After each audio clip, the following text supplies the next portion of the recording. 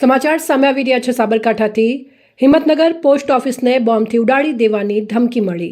Post ઓફિસને બોમ્બથી ઉડાડી દેવાનો email મળતા પોલીસ પણ દોડતી થઈ। હિંમતનગર પોસ્ટ ઓફિસને ખાલી કરવામાં આવી। જિલ્લાની મુખ્ય પોસ્ટ ઓફિસમાંથી કર્મચારીઓને કામ અર્થે આવેલા અરજદારોને બહાર કઢાયા। સાબરકાંઠા પોલીસની ટીમોએ પોસ્ટ ઓફિસમાં સર્ચ ઓપરેશન હાથ ધર્યું। આના પહેલા જિલ્લા કલેક્ટર કચેરીને પણ બોમ્બથી ઉડાડી દેવાની ધમકી મળી હતી। સમાચાર સામે આવી રહ્યા છે સાબરકાંઠાથી। હિંમતનગર પોસ્ટ ઓફિસને બોમ્બથી ઉડાડી દેવાની ધમકી મળી। પોસ્ટ ઓફિસને બોમ્બથી ઉડાડી દેવાનો ઈમેલ મળતા પોલીસ પણ દોડતી થઈ।